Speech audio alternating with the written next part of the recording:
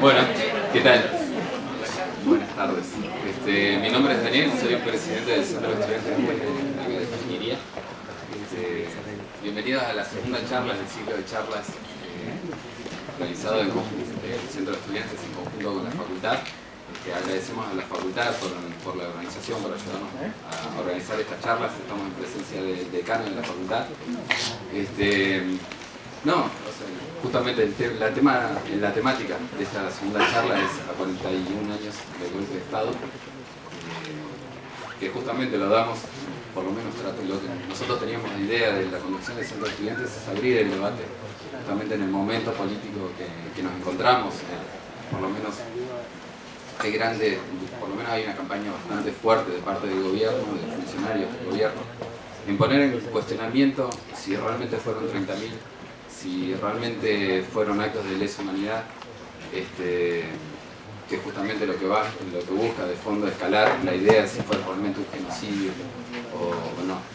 Creo que justamente ante esta situación, ¿quién mejor para esclarecer y para poder abrir el debate que sus protagonistas? Así que voy a pasar a presentar a los oradores de hoy. Ana Barleta, que es ex decana de la Facultad de Humanidades y de Ciencias de la Educación, profesora de Historia, graduada de acá de la UNLP, vicepresidenta del área académica de la UNLP. En segundo lugar estaría Horacio Micucci, doctor en bioquímica, farmacéutico y químico. Justamente fue detenido durante el periodo del golpe por su posición antigolpista. Fue detenido ilegalmente durante 5 años, 3 meses y 10 días. Es graduado de acá de la Facultad de Ciencias Exactas de la UNLP, ex docente e investigador antes del golpe del 76. Y Diana Cordon, que es un honor tenerla acá por la cantidad de reconocimiento internacional en cuanto a su trabajo en derechos humanos, fundadora y principales referentes del Encuentro de Memoria, Verdad y Justicia, fundadora del equipo de asistencia psicológica, fue una de las primeras que trabajó junto con las madres de Plaza de Mayo, así que es un honor tenerlos acá presentes. Los invito a pasar.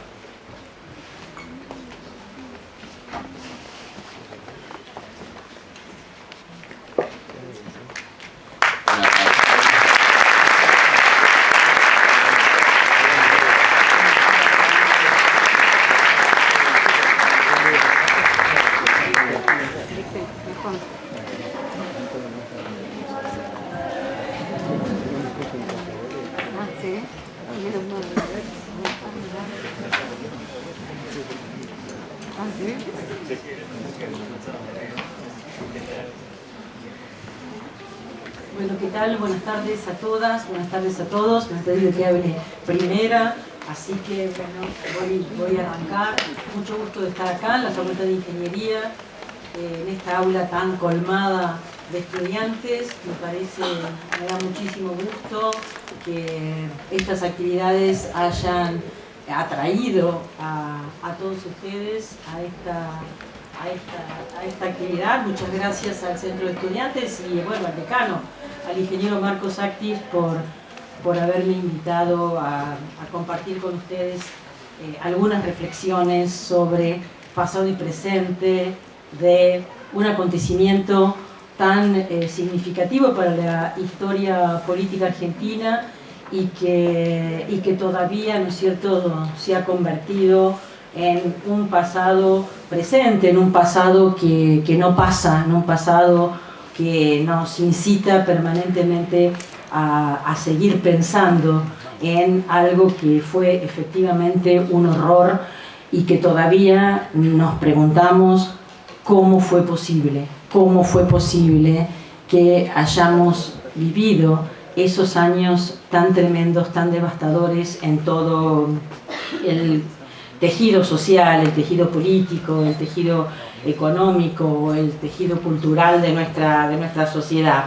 Como decía recién el compañero de ustedes, el presidente del Centro de Estudiantes, en estos momentos estamos un poco alertados porque creíamos que teníamos ya, no sé cómo llamarlas, verdades establecidas, verdades o nociones o conocimientos más o menos sistemáticos sobre lo que había ocurrido entre 1976 y 1983, y sin embargo hoy escuchamos voces oficiales y también escuchamos no solamente voces oficiales o voces de funcionarios, sino también de sectores de la sociedad civil, agrupamientos de la sociedad civil, voces que parecían acalladas, pero que en este momento encuentran una oportunidad para hablar, en donde vemos cierta,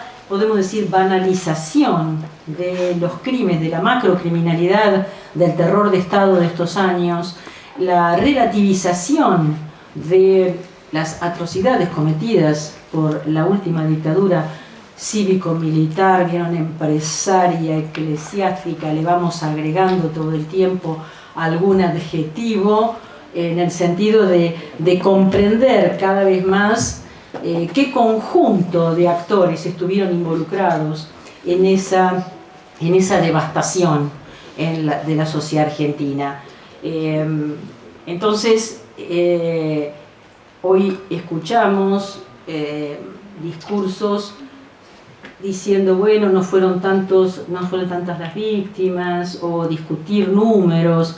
Y nosotros, bueno, en la universidad estamos tratando desde la Prosecretaría de Derechos Humanos de nuestra universidad justamente de identificar a todas nuestras víctimas, de ponerles a esas víctimas nombre, apellido, y quiénes son, ¿no es cierto?, esas víctimas.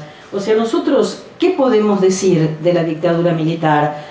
Fue un gobierno de facto, un gobierno de las Fuerzas Armadas que devastó la economía, la sociedad, las instituciones, que tuvo, ¿no es cierto?, una trágica singularidad, que fue la singularidad de eliminar toda disidencia política con el orden social establecido. Una voluntad de exterminar a cara descubierta y en forma clandestina, ¿a través de qué? Del asesinato, de la desaparición de personas, de la tortura, de la cárcel, el exilio, la censura, la apropiación de niños y niñas, la depuración de las instituciones, como podemos ver, vamos a poder ver en nuestra universidad y en el sistema educativo en general, y también, ¿no es cierto?, una voluntad de controlar al conjunto social a través, ¿no es cierto?, de un plan sistemático, represivo, profundo, que estableció una ruptura fuerte con sistemas anteriores. Una ruptura también porque intentó reconfigurar los más básicos vínculos sociales, y porque fue además, entendemos, creo que esto ha sido establecido por ¿quiénes? Por varios. Los organismos de derechos humanos, que fueron actores importantísimos en el registro de los acontecimientos, en el registro de las víctimas, en el registro de todas estas atrocidades, y que lograron los organismos de derechos humanos en Argentina irradiarse al conjunto social. Eso lo vimos el otro día, lo vimos el 24 de marzo, lo vemos todos los 24 de marzo, como sectores muy significativos, mayoritarios de la sociedad, acompañan a los organismos de derechos humanos en la conmemoración de ese día, el día del inicio de la dictadura militar, el 24 de marzo del 76. Este último aniversario, el 41 aniversario, como decía aquí el presidente del Centro de Estudiantes, creo que todos vamos a compartir que fue una jornada realmente muy masiva, muy multitudinaria, de acompañamiento a los organismos de derechos humanos en su pelea por memoria, verdad, justicia y reparación. Es decir, los organismos de derechos humanos fueron actores importantes. También, ¿no es cierto?, podemos hablar de las políticas públicas de distintos gobiernos constitucionales. Desde el primer gobierno constitucional, desde la recuperación de la democracia, cuando se pudo realizar el juicio a los integrantes de las juntas militares. Ese juicio que se realizó en 1985 y que condenó a los comandantes fue un curso paradigmático a nivel internacional y que también sentó las bases de una concientización fuerte de la sociedad argentina. Lamentablemente no hubo una continuidad con esa política de juicio y castigo como pedían, ¿no?, los organismos de derechos humanos, como pedían las madres de Plaza de Mayo, que ahora en breve, en unos días, se cumplen el 40 aniversario de la constitución de esta asociación. En plena dictadura, en 1977, las madres comenzaron a buscar a sus hijos, comenzaron a buscar a sus familiares y es una institución que perduró y se desarrolló y se irradió hacia la sociedad en estos 40 años. Es decir, que los organismos de derechos humanos, bueno, empezaron las madres, después tuvimos las abuelas, que justamente buscan a esos niños apropiados y que todavía más de la mitad de esos niños apropiados de esa lista todavía continúan sin aparecer. Pero lograron, ¿no es cierto?, las abuelas un reconocimiento muy importante en la sociedad, en esa búsqueda, y luego, ¿no es cierto?, a partir casi en el 20 aniversario de la dictadura militar, la aparición de la agrupación Hijos de Detenidos Desaparecidos, que nuestra ciudad, fíjense ustedes, nuestra ciudad y nuestra universidad es un lugar, es un ámbito en donde estas asociaciones han tenido un refugio y han logrado también irradiarse dentro de este ámbito. La ciudad de La Plata, ustedes saben, ha sido una de las ciudades más afectadas por la represión y no es casual que Madres de Plaza de Mayo surja también como y su líder, ¿no?, Eve Bonafini, es una persona de la ciudad de La Plata, como Estela Barnes de Carlotto, como las agrupaciones de hijos desaparecidos que tuvieron, ¿no es cierto?, en el año 95 en la Facultad de Arquitectura, en la Facultad de Humanidades. El otro día estuvimos en la Facultad de Ciencias Naturales, en donde se encontraron por primera vez y se pudieron desarrollar también en el ámbito de nuestra universidad, en el ámbito de la Universidad de La Plata. Bueno, los organismos de derechos humanos, decía, tienen un papel fundamental en el establecimiento de lo que ocurrió, en esas verdades que hoy tenemos como plan sistemático de desaparición, asesinato, tortura, exterminio, de esa macrocriminalidad de la junta, de la dictadura militar. La justicia, nosotros también hemos tenido en La Plata los juicios que luego, ¿no es cierto?, de la época de impunidad de los años 90, durante el menemismo, a partir del 2003, el fin de las leyes de impunidad y la emergencia de los juicios. En el año 2006 tuvimos el primer juicio en La Plata contra Miguel Ángel Echecolás, el Tribunal Oral Federal número 1 de La Plata, que presidía el doctor Carlos Rosansky, condenó a Miguel Ángel Echecolás, y ahí apareció una expresión en ese tribunal que hoy que también la levantaba, ¿no es cierto?, el movimiento social y los organismos de derechos humanos, que es la figura de genocidio. Entonces podemos decir dictadura cívico-militar, empresaria, eclesiástica, etcétera, etcétera. Decimos muchas veces terrorismo de Estado o terror de Estado, y también, ¿no es cierto?, la justicia empezó a hablar de genocidio, que es una figura muy emblemática para pensar cómo la dictadura actuó contra un grupo nacional. ¿Qué grupo nacional? El grupo nacional que había desarrollado en una sociedad desafiante, había tenido gestos críticos de denuncia de las desigualdades sociales y políticas y especialmente, no solamente era un movimiento social de denuncia de la desigualdad, sino que enlazaba esas denuncias de desigualdad con consignas de transformación social. Por eso es que los movimientos sociales, agrupaciones políticas, pensaban o hablaban de liberación nacional, de independencia, liberación o dependencia, socialismo, socialismo nacional, distintas formas, distintas vías de llegar a una sociedad diferente. Es decir, que enlazaban las listas de agravios que tenían distintos conglomerados con consignas de transformación social. Y esos grupos nacionales es justamente múltiples actores, obreros, estudiantes, campesinos, ¿no? Recordamos las ligas agrarias, recordamos también a los pequeños comerciantes, recordamos también todas las insurrecciones, sobre todo el año 1972, piensen ustedes que hubo 13 insurrecciones nacionales, ¿no? Importante eso, de un campo de protesta que se había abierto a nivel nacional. Bueno,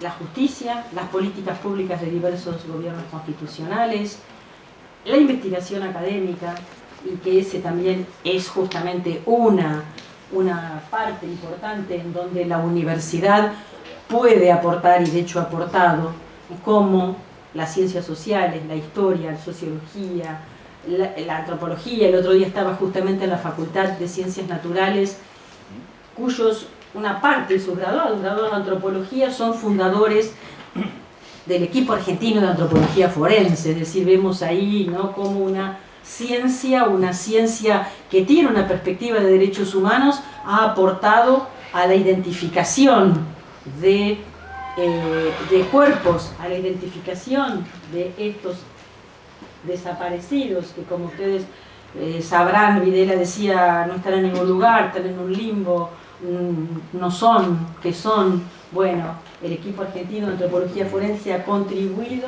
a la identificación de estas víctimas, de estos asesinados, de estos desaparecidos. Y eso es, creo, lo valoro muchísimo, y creo que estamos orgullosos de haber contribuido con ese aporte también en la identificación, la ciencia con una perspectiva de derechos humanos, lógicamente, de eso podemos hablar. Seguramente no toda la ciencia tiene, ¿no es cierto?, esa perspectiva, ¿no?, de pensar en la demanda social, en la demanda que está recibiendo de la sociedad, y piensa entonces su forma de contribuir, su aporte a esa sociedad que está demandando. Es decir, que la investigación académica, la ciencia, la producción de conocimiento sobre el pasado reciente es algo que nuestra universidad ha contribuido, lo mismo que estar presente en el debate público sobre la dictadura militar y sobre esa política de devastación. En los últimos años, la universidad, podemos decir que hay una lista, un catálogo de acciones que convergieron. En el año 2007 la universidad se declaró, el Consejo Superior se declaró querellante en las causas de lesa humanidad. Eso es muy importante, porque si nosotros tomamos esa resolución, vemos cómo la Universidad Nacional de La Plata se declara ofendida, se declara víctima de la dictadura militar y de esa política devastadora. Es muy importante esto. Uno puede decir, qué tarde, 2007, ¿no? Eso es interesante también para pensar los tiempos en los que hacemos las cosas. No todas las cosas ocurren en el mismo momento, no todos los damnificados, las víctimas, hablan al unísono, tienen todos sus tiempos para hablar, sus tiempos para contar. ¿A quién le contamos lo que nos pasó? Le contamos al juez, le contamos al historiador, le contamos a nuestras familias. ¿A quién le contamos? Le contamos a nuestros alumnos lo que nos pasó. Bueno, en el 2007, entonces, empezamos a ser querellantes en los juicios de lesa humanidad. Pensemos que, bueno, que la posibilidad de juzgar se abrió a partir del 2003-2004, cuando se declararon nulas las leyes de impunidad. Pero, de todas maneras, es interesante mostrar que es una universidad diferente la universidad de hoy, y que la universidad entre 1976 y 1983 tuvo otra convicción, que fue el momento en que desaparecieron o fueron asesinadas alrededor de 800 víctimas tenemos nosotros en la Universidad Nacional de La Plata, que no sé si ustedes vieron que hay un monolito con el nombre de todas las víctimas en el edificio central, en la presidencia, allí en la calle 7, entre 47 y 48, casi en la esquina de 7 y 47, dentro del predio del rectorado, hay un monumento donde están los nombres de alrededor de 750 víctimas, estudiantes, graduados, trabajadores docentes, trabajadores no docentes, asesinados, desaparecidos por la dictadura militar. Ese número siempre se acrecienta. ¿Por qué siempre se acrecienta? Porque cada vez que aparece una lista o cada vez que una lista se vuelve a editar, aparecen también familiares, amigos que nos dicen que alguien falta. Eso nos ha pasado en las listas que figuran en las facultades. Todas las facultades, ustedes vieron, tienen placas con sus nombres, con los nombres de sus víctimas. Por ejemplo, yo soy de la Facultad de Humanidades, nosotros tenemos una placa que se hizo la primera en 1995 y permanentemente se acercan compañeros a decir: menganito de tal, sutanita de tal, no está en la lista, tiene que estar en la lista. Es decir, que las listas crecen. ¿Por qué? Porque hablamos a destiempo, porque hablamos en otros tiempos, porque no siempre estamos seguros de decir algo que tuvimos oculto durante tanto tiempo. Entonces, la universidad tiene ahí una función que es la identificación de sus víctimas. Y la identificación no es solamente estar en una lista.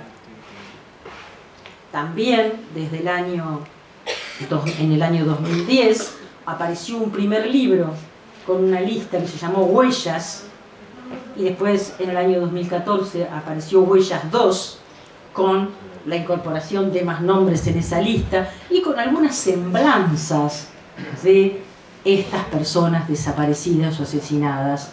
Esas semblanzas nos los muestran como personas comprometidas con la realidad social y política de su época.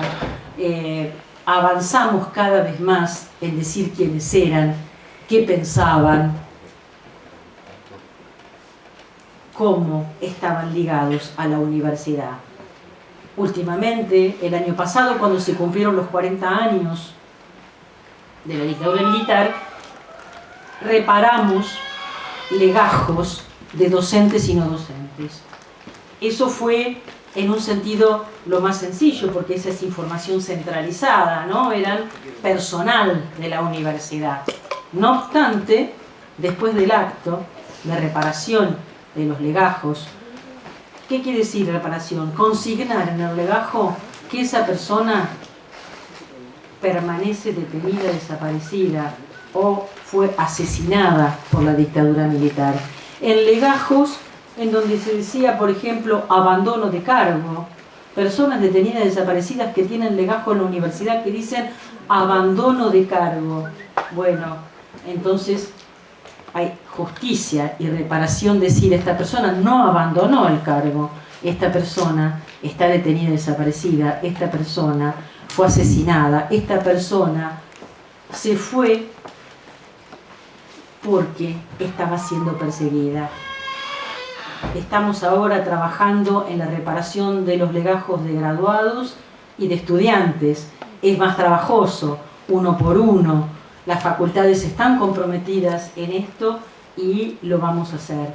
También necesitamos reparar los legajos de los cesanteados, de los exiliados, los que se fueron fuera del país. Ustedes saben, la dictadura militar cerró fronteras, es decir, cerró fronteras, no permitía el exilio, no como otros gobiernos militares en donde la gente fluía, las fronteras estaban cerradas, era difícil, bueno, se sortearon de distintas maneras las fronteras y hubo posibilidades para algunos de exiliarse, pero también hubo exilio interno, y eso es algo que muchas veces se olvida el exilio interno.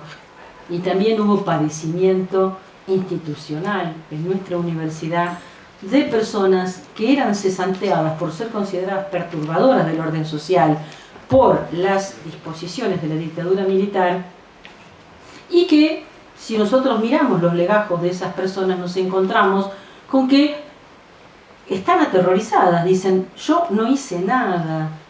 Llegan a forma, ¿no es cierto?, la dictadura militar y el gobierno de la universidad, que bueno, eso es interesante recordar, quién fue el rector de nuestra universidad, el médico veterinario Guillermo Gallo, que fue absolutamente insensible frente a reclamos de personas que decían, ¿qué hice yo?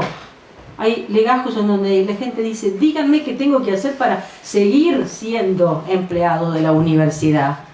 Muestra el grado, ¿no es cierto?, de humillación a los que eran llevados, de decir, yo no hice nada, ¿qué hice yo para ser cesanteado? Y ustedes se van a encontrar en nuestro archivo histórico, que está siendo puesto en valor, con legajos que dicen esas cosas, personas que llegan a ese nivel de humillación personal. Entonces, yo creo que nosotros en nuestros legajos podemos ver a qué nivel llegó ese terror de Estado, que lógicamente hoy hay un debate, ¿contra quién actuaron las Fuerzas Armadas? Mi perspectiva es que actuaron contra una sociedad desafiante, contra múltiples actores sociales y políticos que previo a la dictadura militar tenían proyectos múltiples de transformación social, de rupturas con el orden establecido, y que se había formado una resistencia importante que desde el golpe de 1955 y la resistencia peronista, a esa resistencia peronista se le agregó otra masa, los estudiantes, los miembros de otros partidos políticos, de otras asociaciones, los sindicatos de múltiples corrientes, en donde por supuesto ese campo de protesta tuvo una parte más audaz, una parte que desafió más, que fueron las organizaciones político-militares, las organizaciones armadas, pero la represión de este plan sistemático trascendió enormemente, trascendió y amplificó enormemente la represión más allá, no porque las organizaciones político-militares merecieran, desde mi punto de vista, ser reprimidas, sino porque estamos hablando de la interpretación que hoy se da. Creo que todos han pagado. El otro día estuvo el juez Rafecas en la universidad, hablando de la idea de que todo el mundo tiene que pagar, no solamente los represores, algo que se dice, ¿no?, hoy, dice, bueno, las víctimas pagaron con la muerte, con el asesinato, con la desaparición, con las cesantías, con los exilios, pagaron con la exoneración, pagaron con la ruptura de todos los vínculos sociales y familiares, pagaron. Los que no pagaron son, ¿no es cierto?, los depredadores, los represores, y muchos hoy, por suerte, están presos. Entonces, nuestra universidad ha reconocido a las organizaciones de derechos humanos, a Estela Barnes de Carlotto como honoris causa, a Adelina de Alayes. Adelina de Alayes es una madre de Plaza de Mayo que murió hace poquito y que tuvo un aporte impresionante, que fue la denuncia en los juicios de los médicos que certificaron las muertes sin decir cómo habían muerto esos cadáveres que analizaban, y llegó, ¿no es cierto?, a denunciar a miembros de nuestra institución. El estatuto de nuestra universidad tiene un artículo que es el artículo primero, y este también creo que es un aporte, que dice: ninguna persona vinculada con la dictadura militar puede formar parte de nuestra comunidad. Y así fue como, ¿no es cierto?, fue exonerado el vicedecano de la Facultad de Medicina por la denuncia de una madre de Plaza de Mayo en el juicio a la Cacha. O sea, el aporte de los organismos de derechos humanos en ese sentido es impresionante. El reconocimiento de la Universidad a Adelina de Alayes, a Estela Bernes de Carlotto, a las madres de Plaza de Mayo, a Madres de Plaza de Mayo, línea fundadora, al juez Rosansky, a Hugo Cañón, que murió trágicamente, el fiscal federal, el único fiscal federal de Bahía Blanca, que en 1986 se opuso a la ley de obediencia de vida y a la ley de punto final. Un homenaje también a Jorge Julio López, testigo desaparecido en el juicio a Miguel Echecolás. Si la universidad entonces reconoce las luchas de los organismos de derechos humanos y aporta al debate público y aporta al reconocimiento de las víctimas y aporta, como hemos aportado algunos como testigos de contexto, en el juicio al circuito Camps, en el juicio a la Cacha, en el juicio a Fuerzas de Tarea 5, que involucran a la Armada, que es justamente la Armada, ¿no?, que se hizo cargo de la universidad en 1976, cuando la Junta Militar se hizo cargo. Entonces, bueno, muchísimas cosas más podríamos seguir hablando. Me parece que en el debate actual ¿vieron? Es una cuestión también del debate historiográfico. ¿Quién tiró la primera piedra? Es difícil de contestar, pero siempre estamos pensando en eso. Siempre estamos pensando en quién tiró la primera piedra para encontrar culpables e inocentes. Si nosotros pensamos desde ese punto de vista,